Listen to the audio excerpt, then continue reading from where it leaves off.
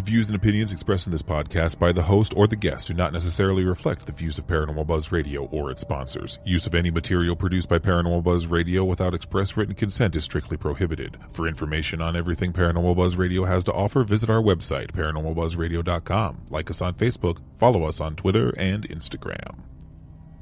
Listener discretion is advised.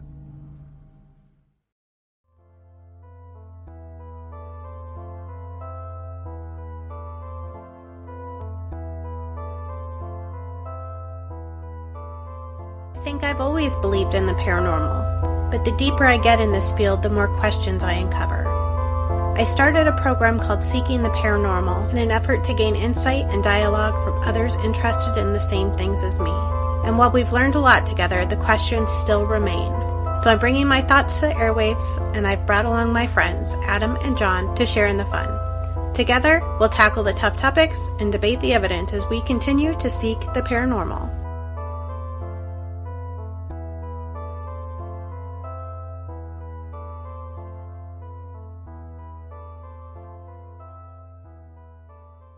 Welcome back to Seeking the Paranormal. Hopefully everybody is still healthy and hanging on.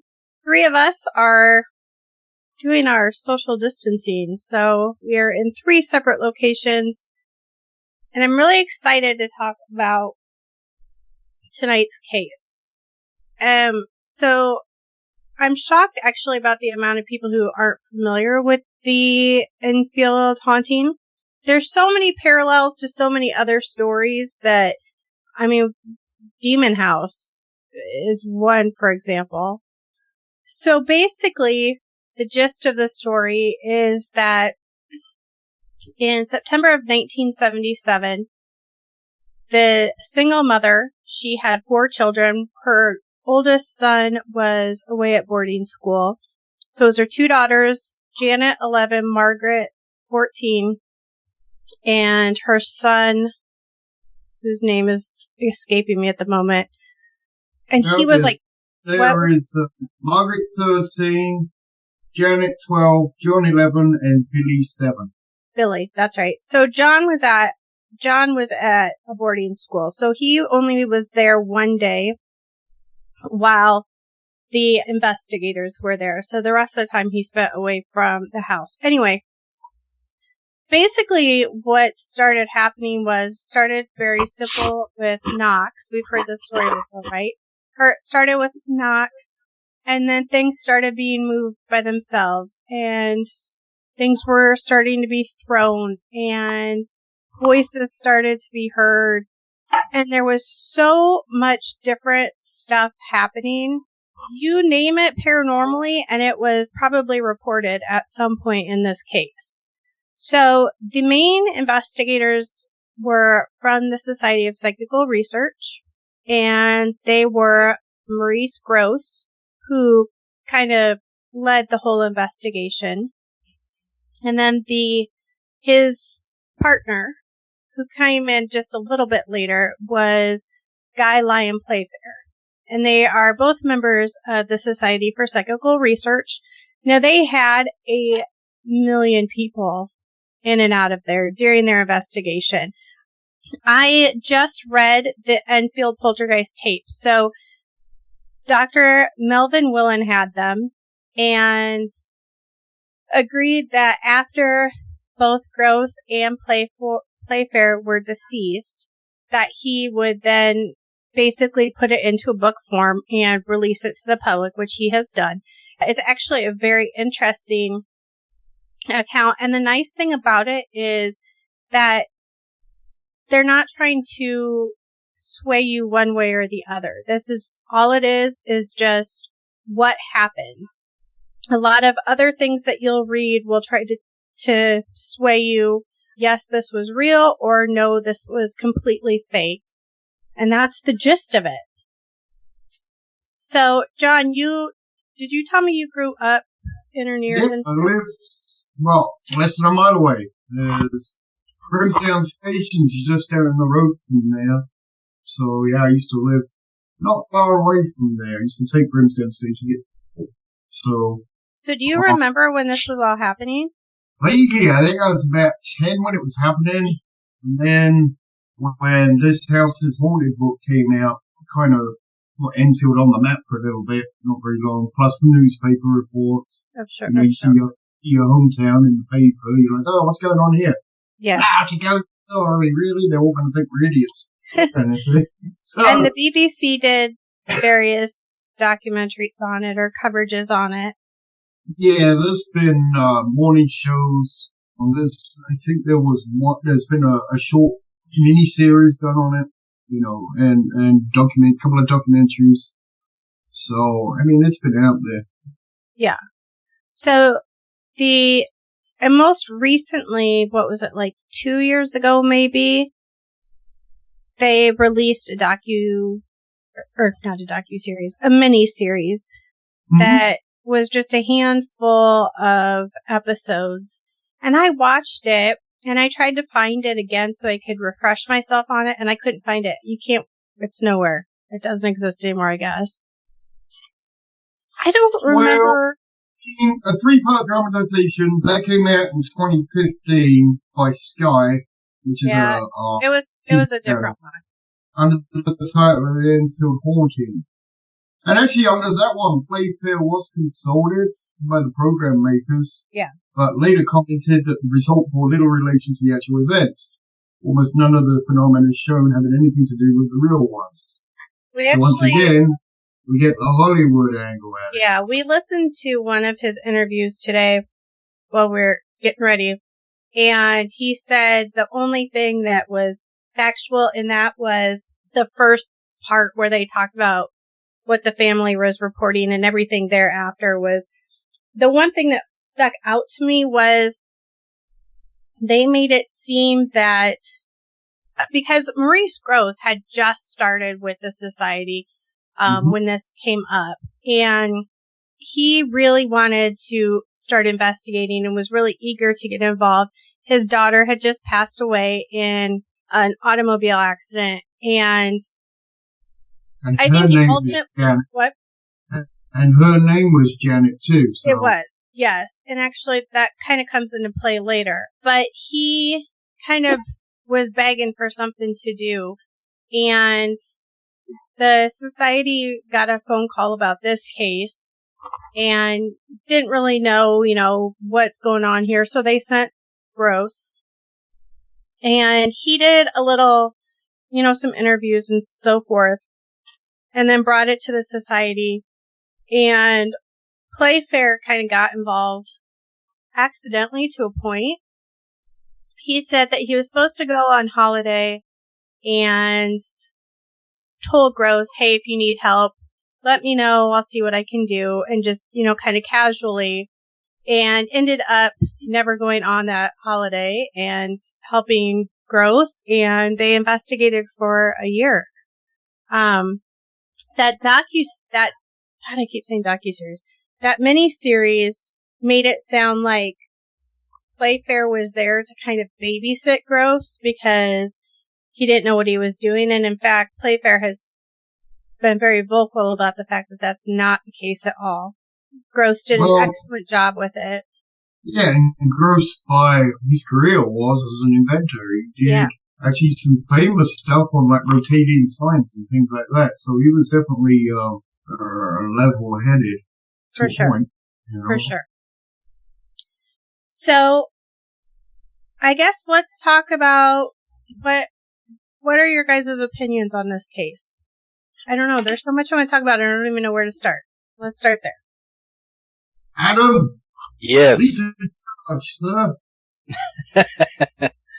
Let's go on to the breach.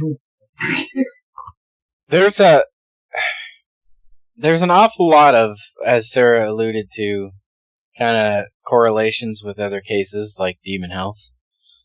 Similarities, I guess. Which, I don't know.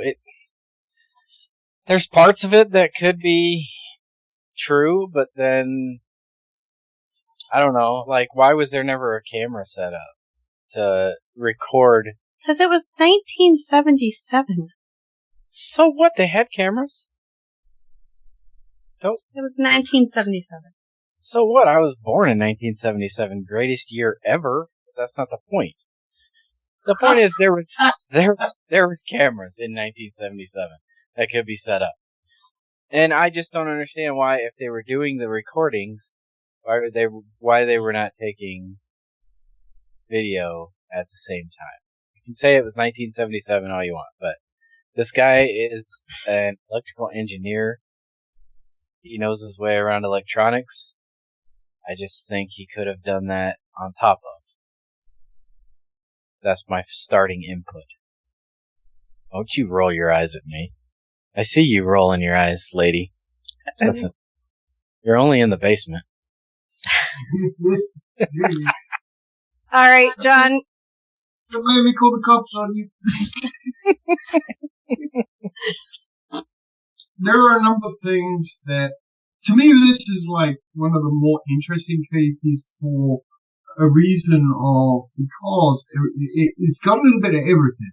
So, and I've studied this on and off for a while, but the main thing is that Gross admitted that the girls played up and tricked him.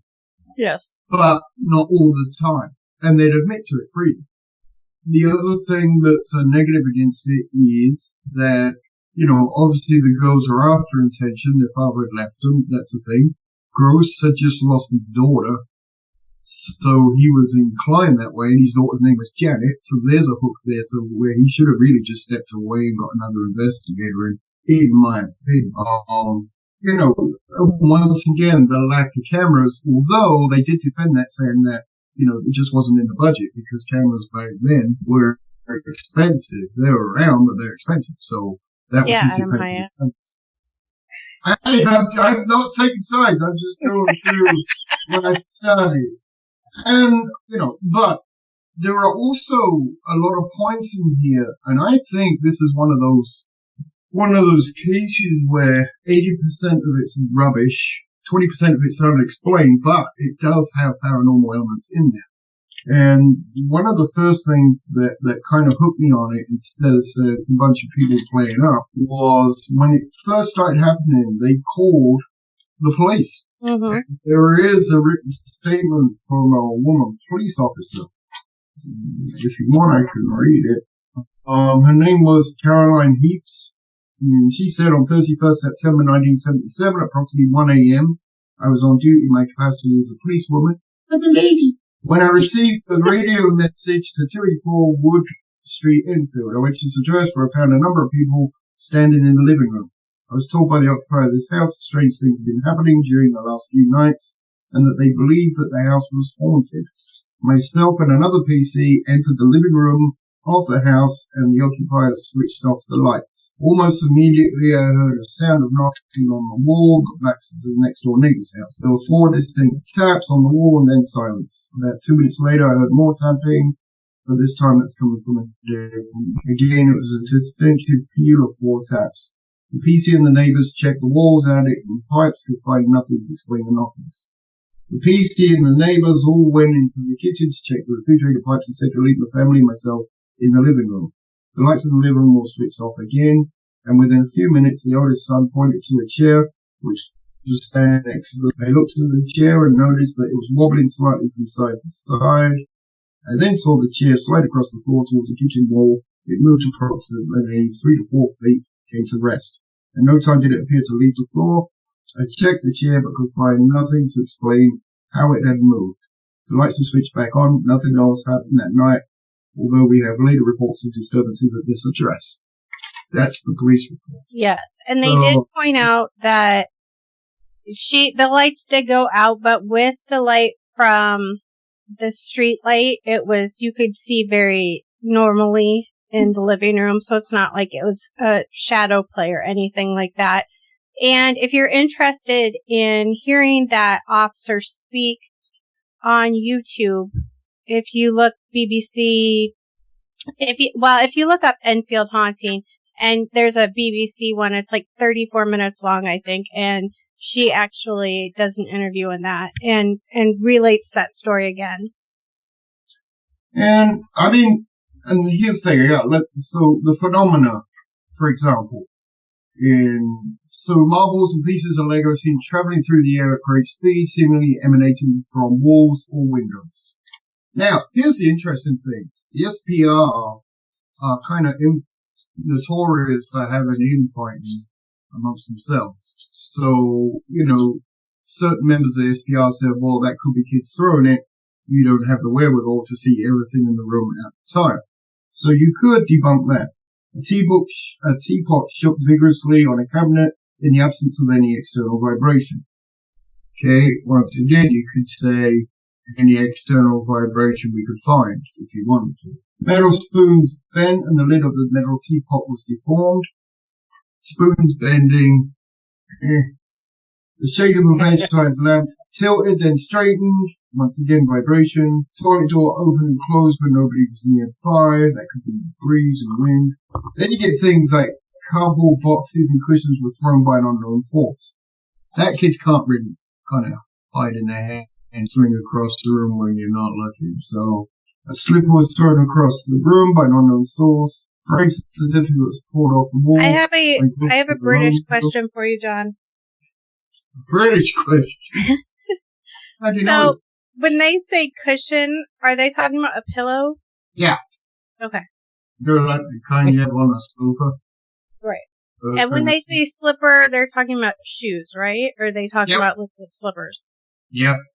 No, they're talking about slippers. Like when you come home and you put slippers on. Yeah. The bedroom carpet pulled up to form an identical shape each time. That one's a little iffy to me.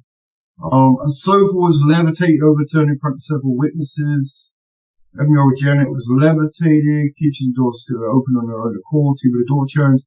Yada, yada, yada, yada. And all these things, coins disappeared. I mean, it's like a laundry list of all the things to look for when you go on a paranormal investigation, as if they've checked all the boxes, which to me is extremely suspicious. The only thing that gives me that I think some of this was paranormal is that there are too many witnesses, and a lot of the witnesses were, let's say, level-headed or officers of the law, journalists that were sent there to debunk it. Because some of the papers, it was a big thing, and some of the papers wanted to figure out that they were hoaxes.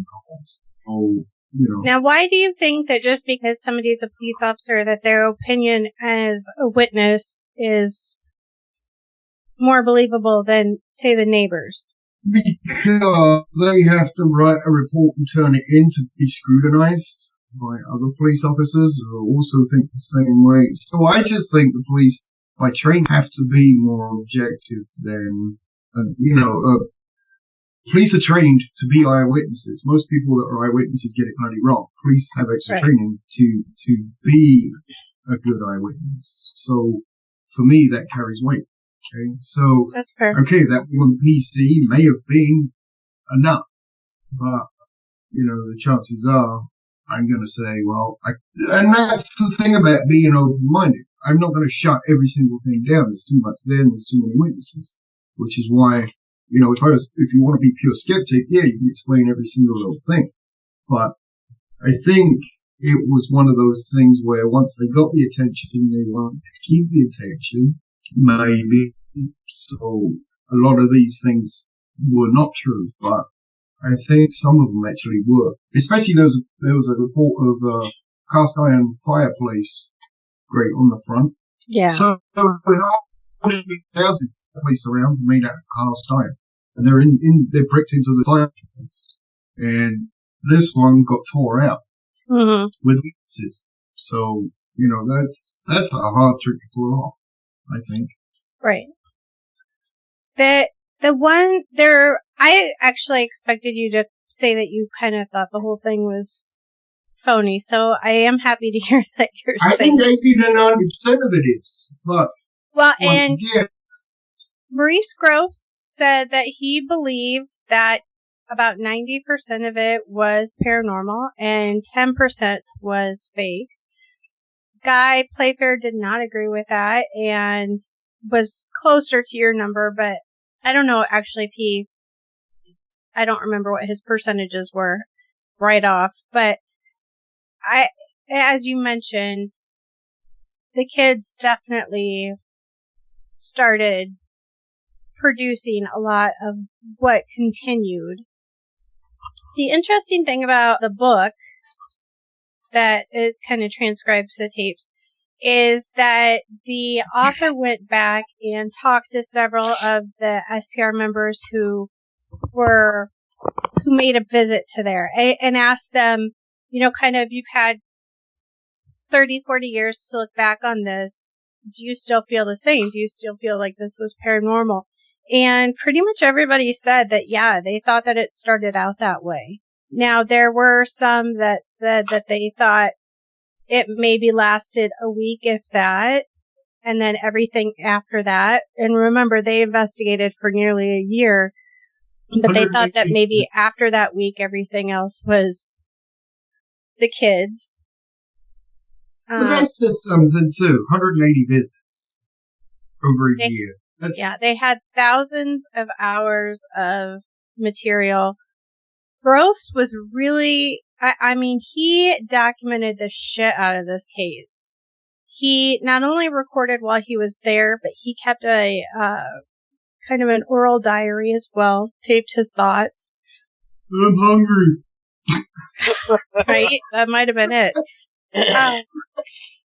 And I felt like they kind of did their due diligence too, because at one point, so it started off with knocking, and then eventually these voices started coming out of the girls. And what eventually was decided was that the girls said it felt like it was coming from the back of their neck, and they called in a couple different ventriloquist experts, and it was deemed that the girls were not using that, although I do question that. Oh, hang on. So Gross put an extra microphone on the back of her neck, and so he could measure where it was being. And there is a condition.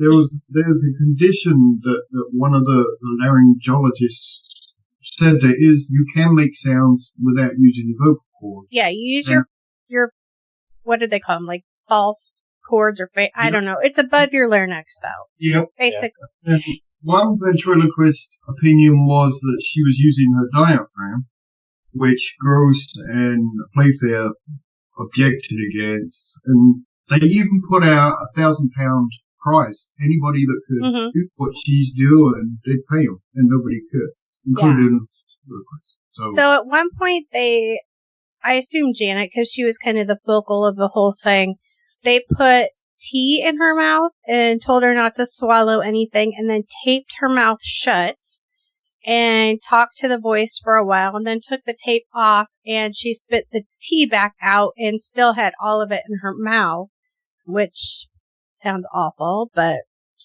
nobody expects a Spanish Inquisition. They frequently taped the girl's mouth shut. They did try to get, they sang. For some reason, these voices like to sing. And so they would try to get the girls to sing along with the voice, and they couldn't. So only one voice came out of the girls at a time. So it's not like the girls could talk and then this gravelly voice would be growling at them. That is a creepy voice, though. It is. It is.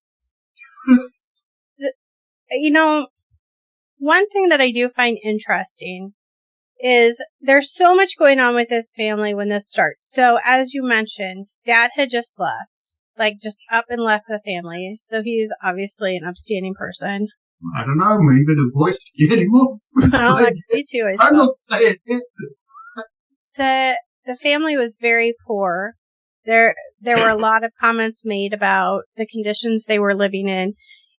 At least they had a house, but it wasn't terribly nice. Then you've got one girl who, I assume at 14 she's gone through puberty. You've got an 11-year-old who's getting close to that. And you've got a mother who's essentially at her wit's end. So there's so much going on with that right now, or, it's creating the perfect storm. And one thing I thought was kind of interesting, again, we were just listening to a little bit of interviews with Guy Playfair, and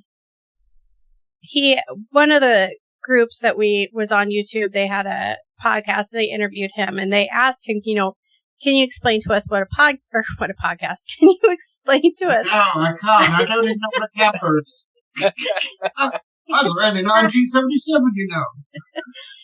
They asked, can you explain to us what a poltergeist is? And he said, he's like, no. He's like, but it's not really a thing. It's a syndrome. It's a syndrome of all these things happening at once. And I thought that was really interesting because all too often,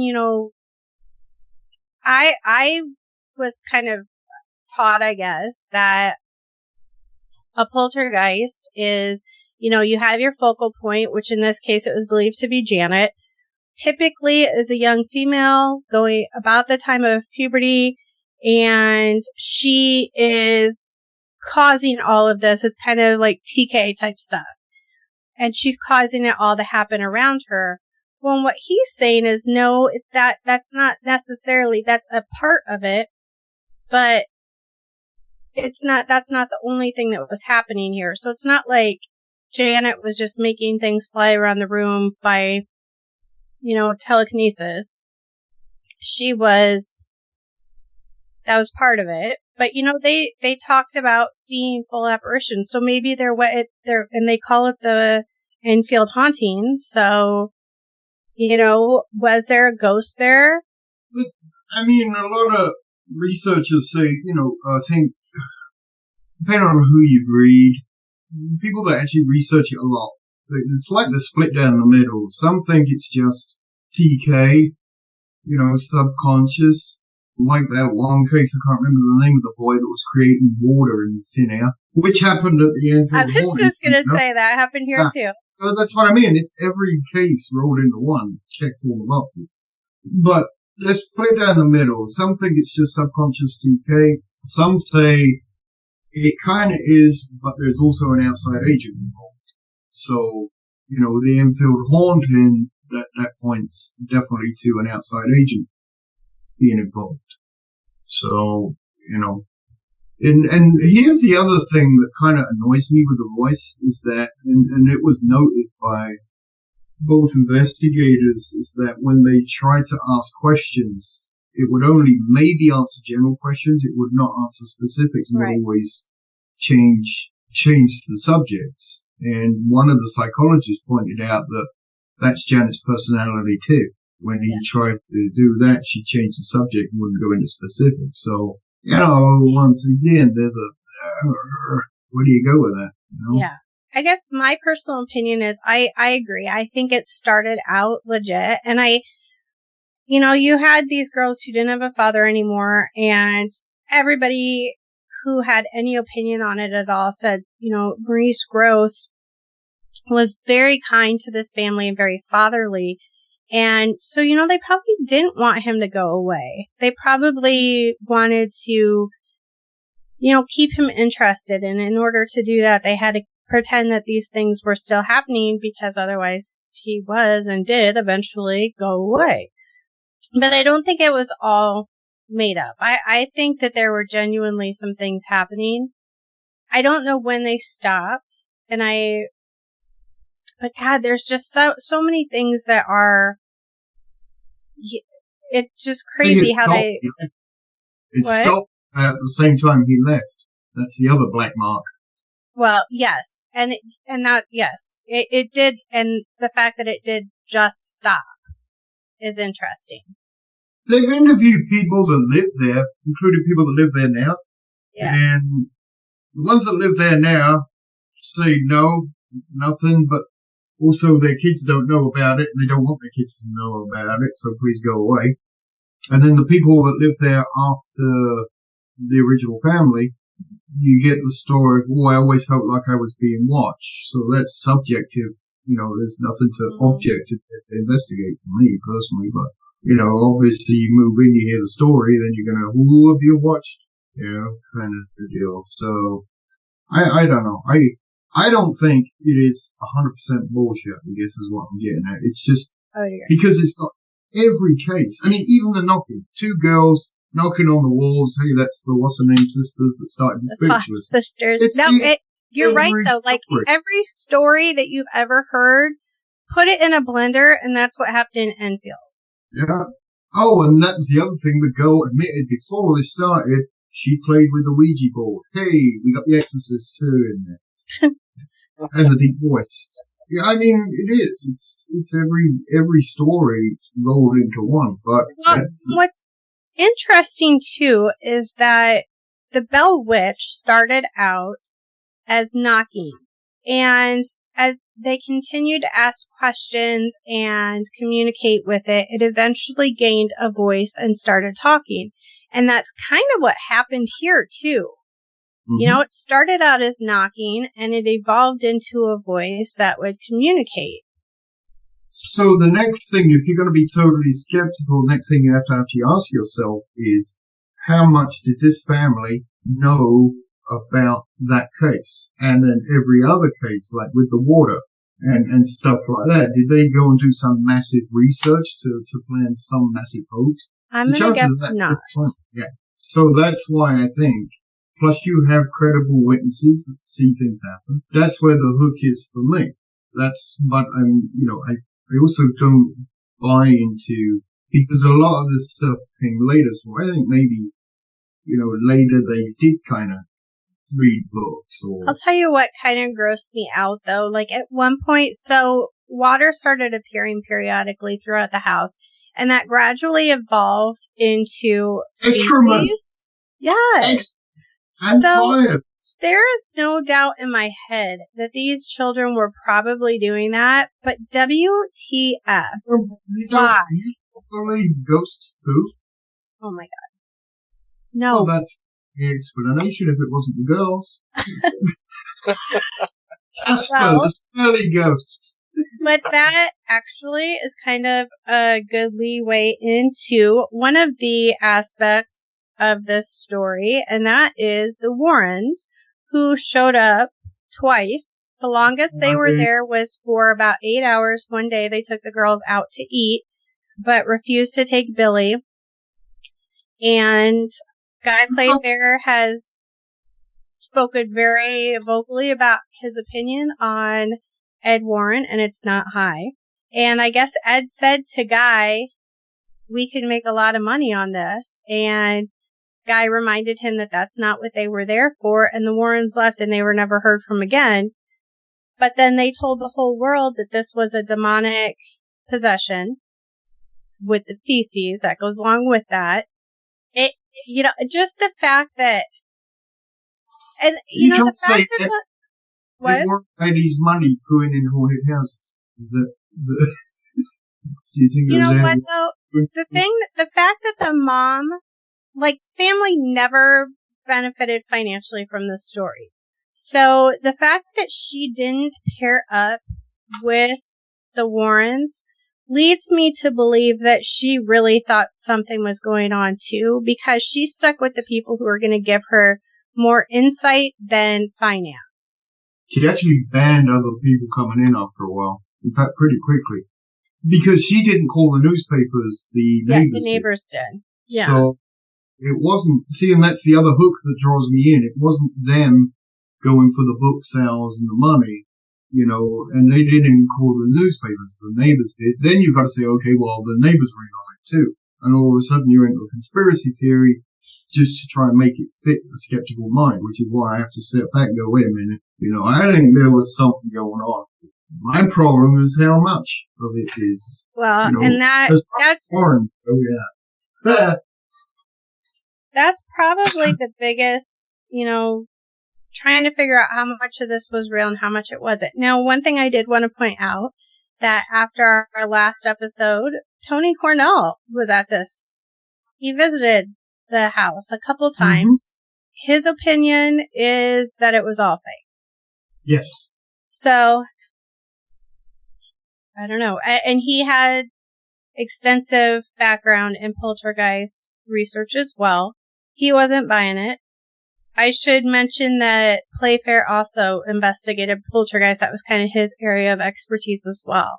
So this was just one of many that he had investigated. I what I thought about that, because I got lots and lots of respect for Tony Cornell, and the only hook on that I can think of is that he came later after it all stopped and the kids are just making the crap up. So yeah, what he sees is, no, this ain't real. And I get that, I did, a lot of the people from SPR that went back and, commented about their opinions nowadays.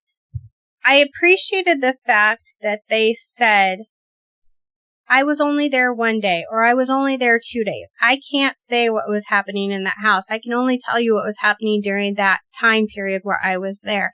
And that goes back to the way we do investigations these days. And as you've remarked before, John, about, we go someplace one time and we're trying to make a conclusion on what's going on in that location. We can't just base everything off one visit. We can't just base everything off of, maybe an 8-hour investigation. That can't be how we're defining things, especially if you're a team that goes to somebody's house. Yeah. I mean, you can't, I've never believed in the one-off investigations. I think a lot of that came from the TV shows. Just show up, have things happen, leave again. It's very rare that a proper investigator will only do one session. And you have to do it all the time. It's kind of like, they built the Hadron Collider, they fire it up one time and say, well, we didn't find any Higgs bosons, it's all a bunch of bollocks. Come on, let's tear it down again. It doesn't work that way, I don't think. Right. So, have either of you seen The Conjuring 2, which is the Warrens trying to act like they were involved with this case? No. No, we haven't watched that one yet. I can't remember watching it. Mm-hmm. I think we talked about watching it, but I don't think we did. I don't remember watching it. I've not seen it. Well, they all fade together for me. I might have watched it, but they just fade together. They're all the same bloody film. Especially, when I first started getting involved with the paranormal, I thought the Warrens were legit, and I had a lot of respect for them. And unfortunately, as I've progressed through this, I have realized that they weren't everything that they said they were. But after reading the Enfield tapes and listening to a lot of Playfair's interviews, I'm so disgusted with them. Now, I don't think for a second that it was ever Lorraine leading that. I think this was definitely Ed, but she was part of it and she went along with it and she probably carried that over after he passed. But it's so discouraging to me. She was an enabler, the same as, I don't know if I brought it up before, is that, his assistant, that lived with him, was actually his mistress, and she let that go on. She knew full well what was going on. So, and she was underage when it started, and that was, she never said anything till after Ed died, and then she was dying. She didn't make any money out of it. There was no reason for her to say it. The reason she said she came forward was it was the country movies had just come out and they were portraying Ed and Lorraine as lovey-dovey, full in love, and that's under her nose because she had to live in the house all that time. So she kind of went, fuck it, I'm telling everyone. Well, you might as well. You're on your deathbed. He's already gone. Yeah. So I think he was a nasty piece of work, and and she was profiting from the money as well, and they were strong Catholics, or at least she was, so no divorce, and you keep all your skeletons in the closet. Kind of deal, I think, for her. But if there was ever any doubt in anybody's mind about the Warrens and Amityville, for example, because there's a lot of comparisons between that and this story, in my opinion, as well. I think their involvement with this story should tell you what their involvement in Amityville was probably like as well. And in fact, they were only there 2 times as well. So. Yeah, but I mean, Amityville was big money bookseller. This, at the time, was global news. I mean, it was in newspapers all over the world. So guess what? Here they come. Money, money, money. So, I don't remember the dates of Amityville. Do either of you off the top of your heads? Not off the top of my head, no. I think it was in the 70s. Which came first? The chicken. Really? No, the egg. Uh-huh. Because if there was an egg, it would have got eaten. Oh. You looking it up, Adam? Yes. Top, man. I'm trying to.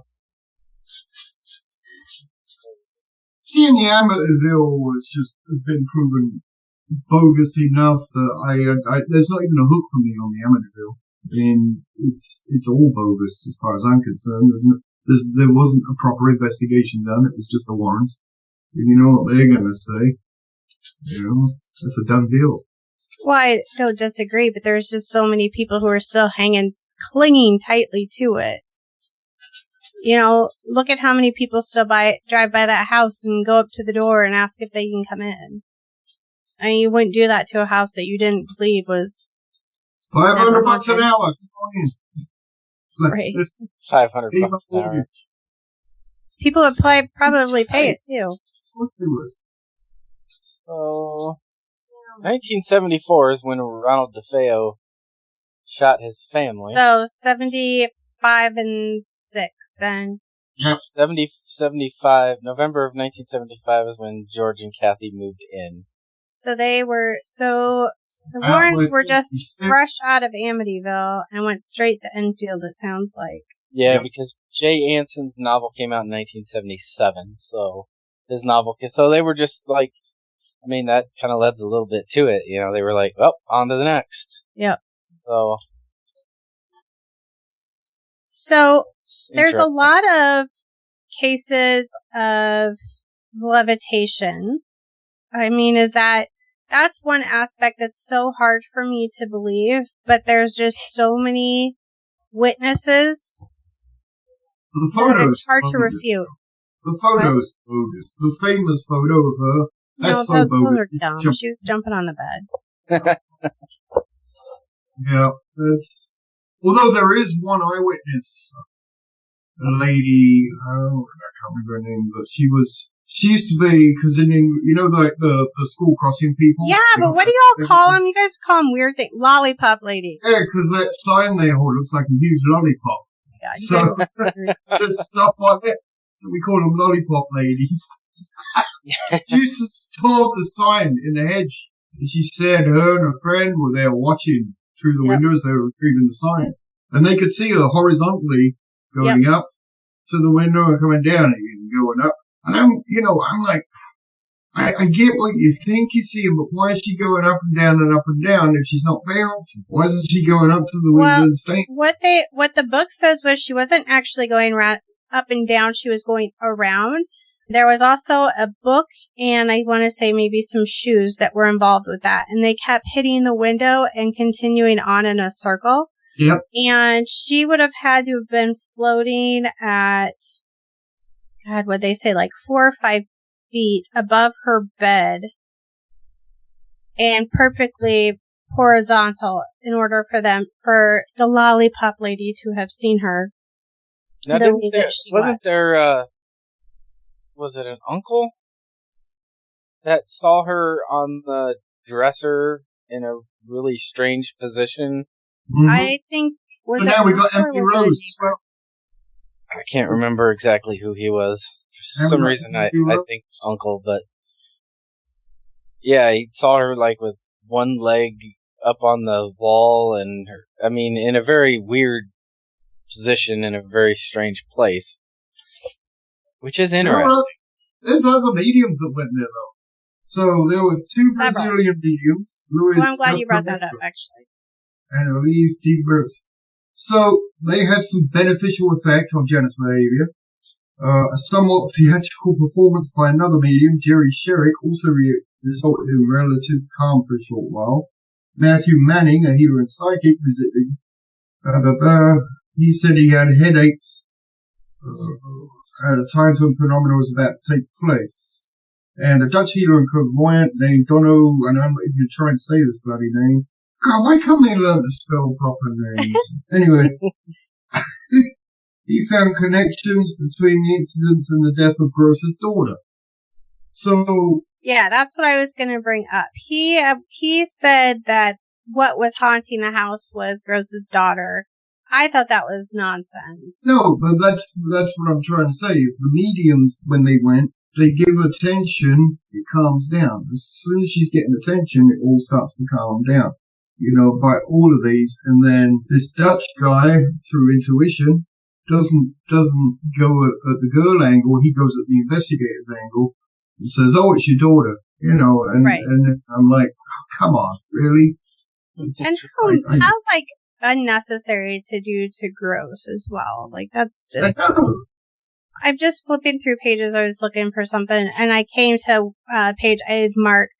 So at one point they did analyze some of the urine that was found on the floor, and it tested out to belong to a cat. So, you know, urine was showing up on the floor, but it wasn't. And I think that's when the kids started wiping poop all over the house, quite frankly, but. That's fun. I think it was Ed Warren doing it. I think Ed Warren did it. So he could say demons. Look, there's poo! Demons do that.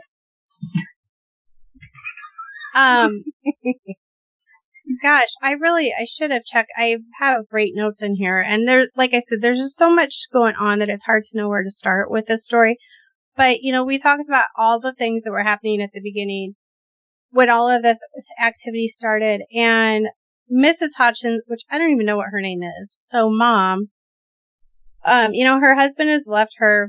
She's got these kids. When it first started, she actually broke down and admitted that she had been feeling suicidal. The kids were often crying and acting out. And it was believed that Janet may have suffered a sexual attack in a park June prior to this starting. She had actually been beaten up quite badly where she was. But then Dad, who left, had been convicted of child molesting when he was 15 years old. So it's possible that he could have also been molesting his children. So, I mean, you talk about a lot going on in that little house when this shit started. Yeah, it's, Melvin Harris. Wait. Wrong one. The reporter, there we go. Sorry. George Fellows, the Daily Mirror reporter that went there. He said because of the emotional atmosphere at the house and in the neighborhood, ranging from hysteria through terror to excitement and tension, it's been difficult to record satisfactory data. Nevertheless, I am satisfied the overall impression of our investigation is reasonably accurate. To the best of our ability, we have eliminated the possibility of total trickery, although we have been able to simulate most of the phenomena. In my opinion, this faking could only be done by an expert. So, he basically drew the same conclusion there. Who did you say said that? That was the reporter that was on site reporting for the Daily Mirror. They were allowed to stay there for 3 or 4 days. Daily Mirror had people there, the BBC had people there. And that photographer was his sidekick. The one that took the photo for jumping off the bed. Right. Levitating. You know, kind of in line with that, this guy, who I believe is from the BBC, said that without a doubt, talking about the activity in the house, without a doubt, poltergeist activity was what was happening. He believed that Mrs. Hodgson's stress at the family's difficult circumstances, together with the children's adolescence, were main factors that the family's mundane existence was made more exciting with various people in attendance. He felt that fakery was happening, whether conscious or unconscious, and that the girls would get tired of it in due course and things would settle down, but of course it never did. Mrs. Hodgson actually had a guest book that she had people, basically she had an autograph book, and then when people came to the house, she had them sign it, and she was very proud of it and would show it to people when they came in.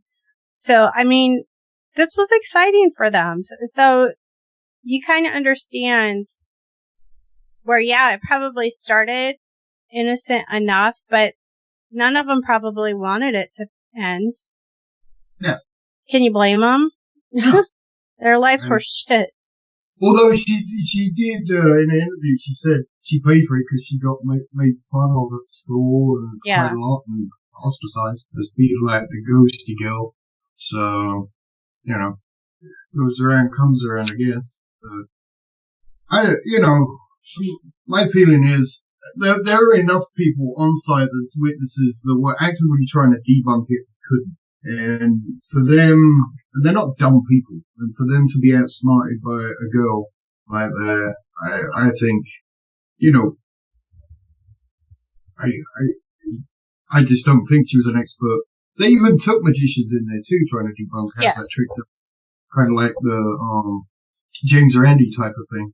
But I think there's something in it. I think a lot of it though is just detritus of stories and trickery to keep it going. I think initially there was something there, and once again, Gross defended it a little too hard because he was emotionally involved, I think. And he should, I think he had, the SPI should have thrown someone else at it after X amount of time, and it would have ended a lot quicker. But do you really think that they should have? I think they'd be better to keep it with the same people. Once you know someone's emotionally compromised and they're investigating, I mean, you take them off the investigation. That's just the way it works. Do you think they knew it was going to turn out to be as big as it did, though? Or do you think they were just like, okay, here, this will satisfy Gross? I think keep him off our backs for a while. I think that was the initial. He's green, he's new. We're not sure there's anything in it. Let's send the new boy in and see what he finds, kind of deal. And then, trouble is, there was a bunch of reporters there, and it just took off. And then they're like, shit, we got the new boy in the middle of this huge news thing, And then it's going to look bad if they do take him off, It's like, oh, so then the newspaper's going to say, why did you take him off? That raises a question. So. But I think it's important to mention that they never questioned his ability to do this investigation, and they had all the faith in him. No, some members did though. I mean, the SPR is notorious for infighting in itself. Well, yes, that is definitely true. And when they had their big, I don't know, annual meeting or some convention or something after this all went down, Gross and Playfair wanted to share their findings and did not get very, I guess, good reactions from people. And in fact, most of them were uninterested. But yeah, it talks about how catty that group can be. Yeah, I mean, so when This House is Haunted was published in 1980, reviewed skeptically by Anita Gregory, an SPR member and investigator who had visited Enfield with John Billoff in December 1977. So, you've got a member of the SPR debunking the work of another member of the SPR. So, it's not all, and then it's notorious inside. But I like that because that's peer review. Mm-hmm. And I think Did you read This House is Haunted? Yeah, long time ago. I didn't write it for this research. I didn't read it for this research, but I read it. Remember, I lived in Enfield when it came out, and everybody in Enfield read it. But this is why I don't like para-unity. I think if someone brings something out, it should be gone over and looked at and said, well, wait a minute, what about this? Because people get too close to stuff. And I think that's what Gross did. Well, there you go. That's just my opinion. I wasn't there. Well, I was, but I was down the road.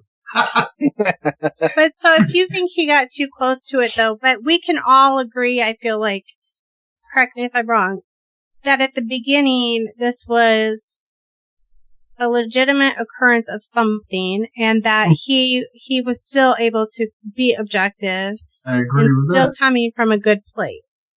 I agree with that. But I would completely agree.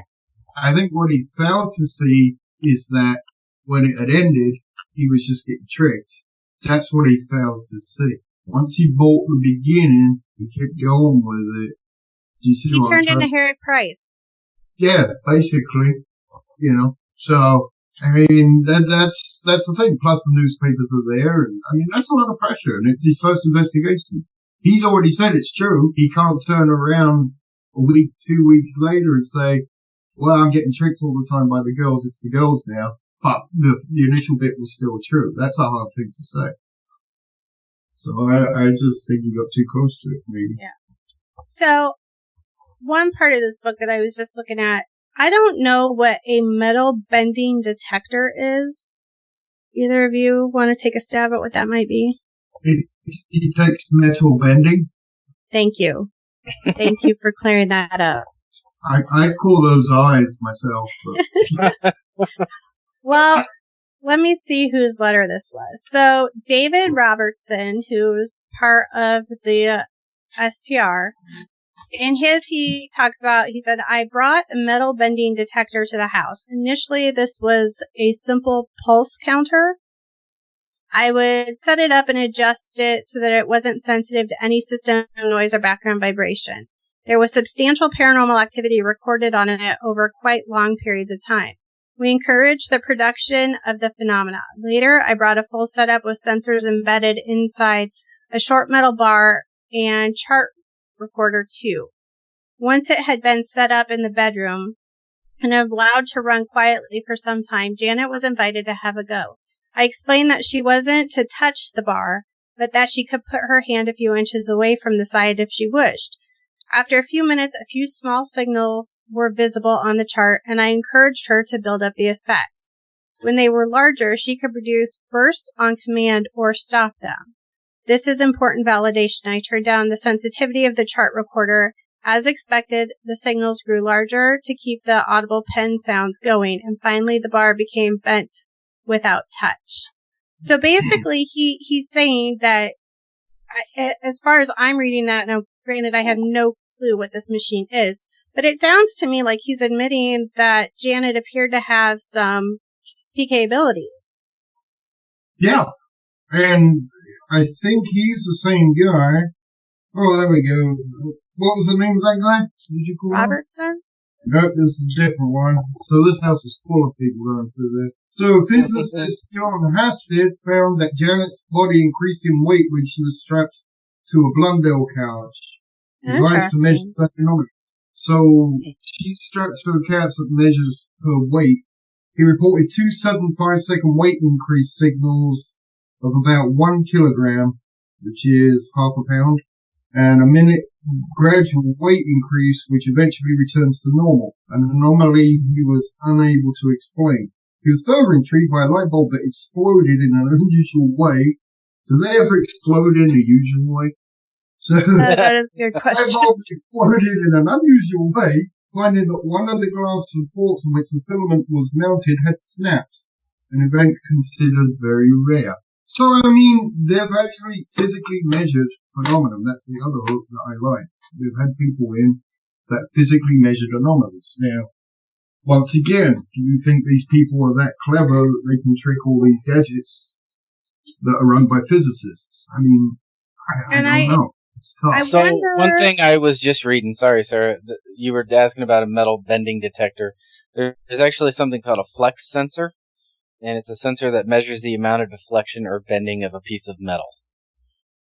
So they use it to determine, like, when, if they put weight on a piece of metal, how much weight it's going to take for it to start to flex. So there is actually something called a flex sensor that they do use in metal fabrication. Yes, thank you for that. I wanted to clarify. I appreciate it. What that was used for. I know they have a tension sensor. I didn't know they had a bendy one. Janet was, I guess, after all of this stopped, Birkbeck, I assume, is a university. British man. Birkbeck? Birkbeck? Could be.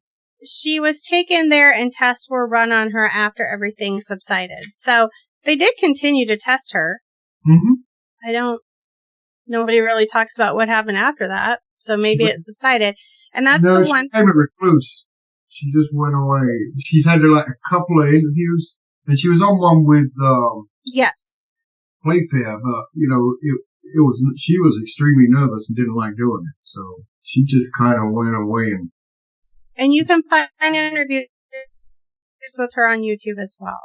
I only saw a couple, like you said, but.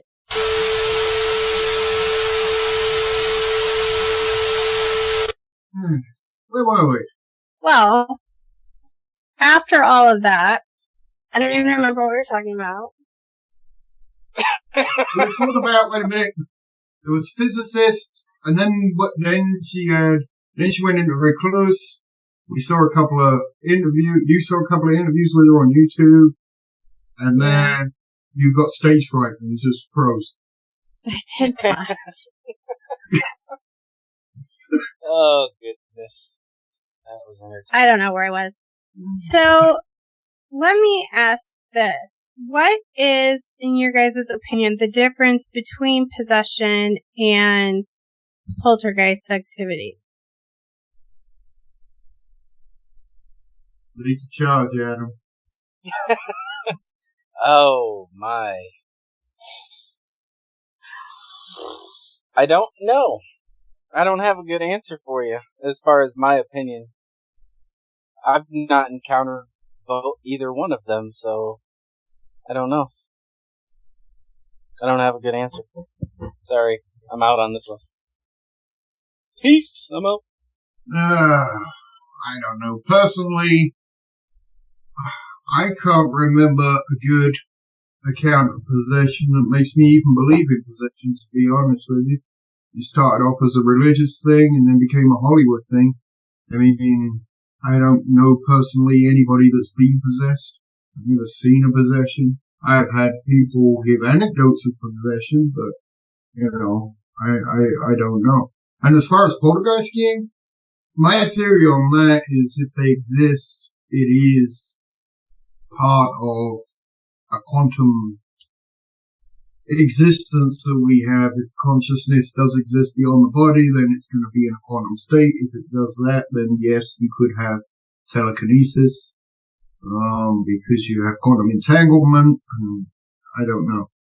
That's just a really layman's idea, but that's how I think poltergeists are possible, subconscious. Now, are there extra dimensional beings that can, I mean, you know, yes, it's possible, I guess, but I just don't believe that it happens. And I've never seen anything that made me believe it happens, or seen any measurements of anybody that's been possessed in any way. And if they are, then you just drill a hole in their head. It's pretty simple. We've been doing it for thousands of years. Oh my goodness. Lobotomy. Don't encourage people. Just get a black and What do you think? What do I think? I don't know yet. You know, that's what we were talking about. So these narratives that surround, you know, or that exist within the paranormal community because somebody just said so. And there's a lot of them when it comes to poltergeist activities. So what I've always believed is that it tends to center around a prepubescent female, although it can happen to males as well, but it's typically a female. And that usually it happens when there is some kind of, there's something psychologically going on with them. So, you know, the fact that this family is emotionally disturbed as well as in a poor financial position, all of these contributing factors put a lot of stresses on this prepubescent female, and unconsciously then she's making all of these things happen. And perhaps that isn't so far from the truth, although as we mentioned, there was a lot more than that going on in this case, including full body apparitions that were seen by both the family and the neighbors, the voices. You know, you just have so much going on there. I forgot where I was going with all of that. Don't freeze. Stop. Shoot. I guess, but my question is, is it possible that this was a poltergeist situation in those terms? Or was it a poltergeist situation that attracted spirits? Or was it and by that I mean like a haunting? Did it turn into a haunting? You know, can a poltergeist situation attract energy that would pull in and make it a haunting? You know, I have a lot of questions about this kind of stuff. But I got no data. And that's the whole problem with And that's why I kind of get uptight about people that do these narrations, because the little data that you could find is now a million times harder to find because there's all these bloody stories that you've got to wade through. And that's kind of where I get a little uptight about these things, because, we have to get down to absolute basic building blocks to understand this. I mean, if there is a poltergeist, what's happening there? Is it quantum mechanics, or, because prepubescence isn't just mental stress. You concentrate on the mental stress part of it, but there's got to be a mechanical part of it. Now, when you're pubescent, prepubescent, your body is getting like all these chemicals and hormones that it's not used to, and it is physically changing. In fact, your brain is physically changing when you're going through it. So is that the key that does it? And that's why it's just a period of time. Is it that, does your brain go through a state and is then physically able to do the things that a poltergeist does? I mean, that's a valid question, and things like that. So, and if, you could even posit that if there are conscious singularities floating around, could they be attracted to that? Why not? But without data, we're just guessing, is the thing. And you can posit, then you observe. That's the thing. So I put out on our social media over the weekend asking people for their opinions on this case. Was it paranormal or was it just abnormal? Twitter, we had 15 people answer, and 80% of our participants believed it was paranormal. 20 believed that it is abnormal. And what did you mean by abnormal? Just abnormal behavior on the kids acting out the way that they were. Oh man, people bullshit. I would have understood it. So I asked. Let's see. Oh, it doesn't tell me how many people were. Oh no, 40 people read our Facebook post. And Brian Hickman, whose birthday is today, and I need to send a text message, and it's his birthday at the time we're recording this, not by the time you hear this. He said, we know that some of it was hoaxed, so even if some was legit, how do we separate fact from fiction? I vote naughty kids and active imagination. But I think that's fair, because it is, I think that that sums up very well kind of where we're all at too. How do you separate the fact from the fiction at this point? How do you say what percent was not naughty kids and what percent was true, what you would call paranormal activity? Yeah, and that's, I guess I generalize, that's what I just said. That's why I don't like the stories. You.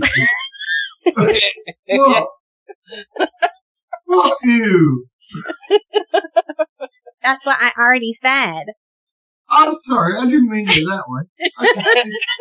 I'll change the tone. Hang on a minute, let me try that again. As I was trying to suggest earlier. One question I do have that's unrelated to that, but that was in this book, that it commented about how frequently people in a situation like this, where whether it be a poltergeist situation or possession, where another voice is coming through that person, why is it always male? How come nobody ever has a female, I don't know what you want, personality, voice, whatever, coming through? Like, their voices never get higher. It's always, they always get really low and growly. Why is that? I don't know. But because I'm the guy who wouldn't tell anyone. She's saying naughty things to me in the background. I love it. I'm not reporting this. They'll try to get rid of it.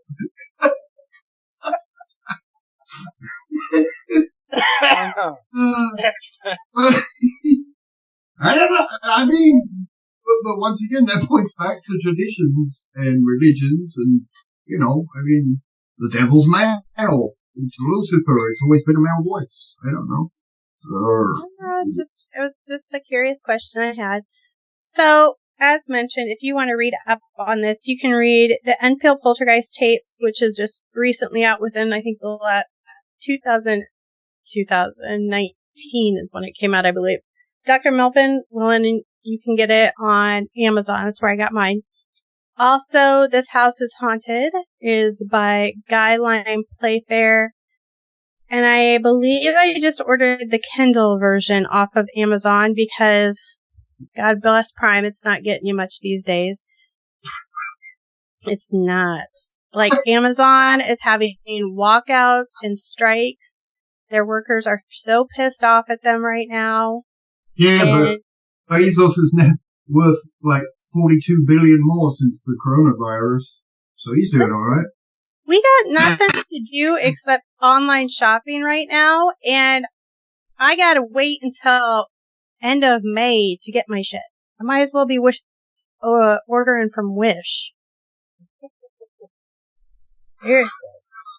Look, this is what Amazon's done to us, though. They've ruined us as a society. I just expect my shit should be here within 2 days. No. And when it's not, I get crabby about it. First world problems are getting harder. They really are. They really, really are. I also wanted to just let everybody know, hey, I think maybe I posted on our Facebook, and if I haven't already, I will. Big Seance Podcast. Patrick Keller is who does that, and he actually had an interview with Guy Lime Playfair, and I want to say it was episode 54, 57, one of those, but you can go on to onto Patrick's site and listen to his interview, which is actually very interesting. You can hear how he feels about the Warrens, but then also his insight into this case as well. And then Darkness Radio. In order to listen to their archives, you do have to pay a $5 a month membership. But if you're just interested in listening to that one interview, because he also interviewed Playfair, you can just pay your $5 for that month and go and listen. But they're interesting interviews, and unfortunately, the tape book wouldn't be out if he hadn't passed away. So, why don't we get $5 a month? Well, various reasons. Evidently, we're not that entertaining. Although I am kind of excited about the fact that 80 people read our Twitter thing. That's kind of... No, not 80 people. 15 people responded, 80%. I liked my way better. You should have lied to him. Yeah. He was away for a second. Always gotta take my birthday away and shit. Like, I was excited, and then you just ruined it. Never mind, I'm not excited anymore. No, only 15 people responded of the 80 that read it. Correct. That is more like the correct answer. And then you take 10 to 2, that means we're popular. Right. Let's use a coefficient. I did ask Dave where his interview was, because I knew that he had done it, and he actually reached out to me, told me he did the interview last year. I haven't listened to it yet. I do plan to do so. But then he reached back out to me today to make sure that I wasn't having any trouble finding it. So if you do have questions about it or are having trouble, you can reach out to Dave Schrader. He has always answered my messages on Facebook pretty quickly, but I don't know. One thing that I mentioned at the beginning of this, and then I didn't ever go back to it. So when I'm thinking about the Enfield Poltergeist case, I do see a lot of similarities with Amityville, but that happened first. But then I was thinking about the Demon House and how similar that also is to this case, although faked, but how similar it was. Enfield only had one. Demon House had what, 500? How many did they count at the end of it? What was I can't even remember. Like 600. Was it? Oh, 600. they must have had babies or something. But if you're going to come at Enfield from the Warrens' perspective, it was a demonic possession. And Ed Warren and Zach Bagans are basically the same person. So it's not surprising to me that Zach would recreate this story using somebody who is going to say that they are demonically possessed. You know, you've got a single mom You've got knocks, you've got voices, you've got things flying. I mean, it's the same story. Yes, it is. That's and that's the problem. I mean, I'm old enough that there's very few stories that come out, I mean, even on TV, that I haven't seen them before, so it's not new, it's not original. And I get that, that's fine, because if it happened once, then it could happen again. But, I mean, when they're just total knockoffs, you're like, oh, come on, really? But in general, in the paranormal field, does that add validity to the case? Because, for example, as I mentioned before as well, the Bell Witch case started very similarly. Started with knocks. The more they communicated, it became kind of a growl and then a voice. Well, that's repeating itself in cases like Enfield. So does that add more validity to that actually being a thing? In my opinion, Adam's too busy watching Botched right now, so No. he can't get them.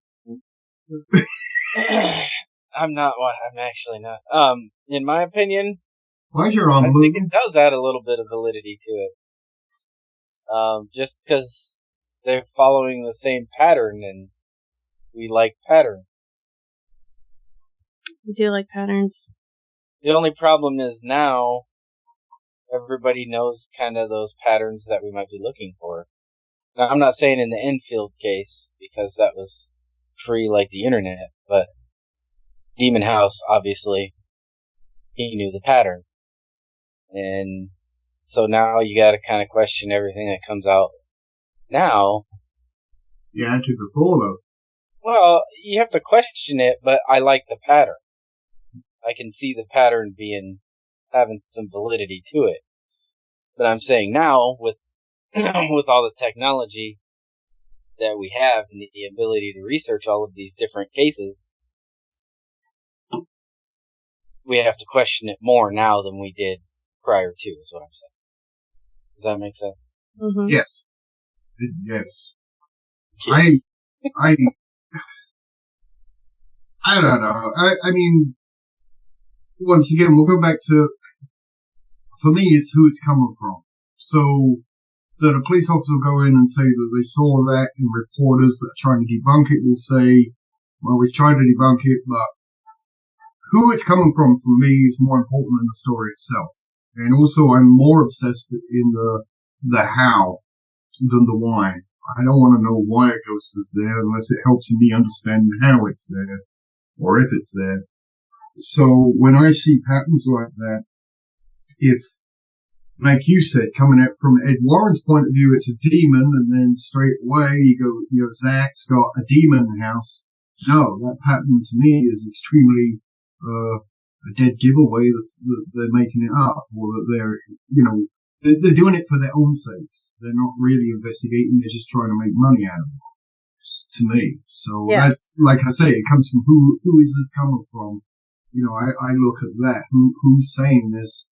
What do they have to gain from saying this? Because really, in general, unless you're aimed at the paranormal community, coming out and saying this kind of stuff does not do you any favors. That's been proven time and time again. Even with George Lutz or the Enfield family, Lutz didn't make that much, and then he's got hassled until he died about it. So, who it's coming from, why? I mean, Jay Anson made all the money. And then the Warrens made quite a bit of money out of it, I'm pretty sure, with and then all the other cases that they sold to movie companies. So, I guess I look at who it's coming from. That's the short answer to my rambling on, and the motive more than the pattern. No, that's, and I don't necessarily disagree. I think the nice thing about when you were seeing those patterns before the age of the internet, it was harder for people to find those cases and replicate them under most circumstances. Nowadays, you can find anything about anything. So I think we do have to be more skeptical these days. But as John pointed out, we should have been skeptical from the get. I get that too. The other thing is, back in the day, people would debunk. If you had something happen to you and a book got written, and then someone else comes along and says, oh, the same thing happened to me. The original people they'd be like, they try and debunk it. We don't try and debunk stuff anymore. We all just agree and pat each other on the back. Or try to replicate it. We try to replicate it. We don't try to debunk. Yeah. Well, I think that's a shame. Which is why I'm very, I know I don't come across as open-minded, I am, but when I keep hearing the same thing from the same kinds of people for the same reasons, it's really hard. So let me ask this. If anybody aside from Zach Bagans had brought Demon House to us, would we have found more validity in it, or would we have still thought it was equally as ridiculous? Well, once again, it depends who that person is and then what they did about it. Did they investigate it? Were they objectively investigating it? I mean... Now, the biggest difference, obviously, is that Mom in Demon House from the get said, oh, I've got demons in my house. And that didn't happen in Enfield, obviously.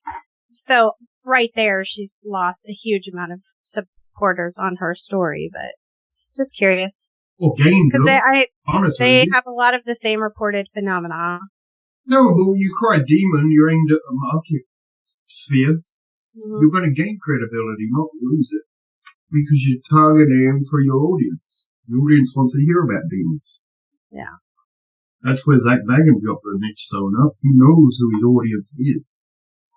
Well, that's because he's possessed every other week, so... Anyway. By a papa. Right. So, gentlemen, what do we want to talk about next episode? Deep thoughts. Oh, what's about next episode? I don't know. I haven't given it that much thought, to be honest with you. I tell you what, how about reincarnation? That's one that Phantom Scientists did. So I'm up on that one, I'm being lazy. Alright. We haven't done it. I like that. And backwards therapy, hypnosis. So, is that a good one? Yeah. I think it's a great one. Alrighty. That's just me being lazy. That's alright. We'll allow it. Alright, my friends. Thank you so much for listening. Like I said, listen to the interviews with Guy Playfair. They're very interesting. You can find clips from all sorts of different sources on YouTube relating to this story. And then This House is Haunted by Guy Lane Playfair and the Endfield Poltergeist tapes by Dr. Melvin Willen. So, anything to add before we go? Nope. No. Negative from me. All right. Well, if you want to catch up with John, you can do so at phantomscience.net. And you can listen to him and Nico on Paranormal Buzz Radio on Sundays at 7 Central? 7 Central, 80 Central. Yay. And you guys have been doing more live shows, right? Yeah, we're pretty much... Nico likes doing the live shows. I like it less, but apparently that's what people want. I have no idea why. But there you go. Just so they can interact. I can't edit out the bad stuff. I hate live shows. You can find me on Facebook and Twitter at C Paranormal Sarah, SEE Paranormal Sarah with an H. And you can catch up with all three of us on Facebook, Twitter, and now Instagram as well at Seeking the Paranormal. So, until next time, my friends, keep seeking the paranormal. And we're out!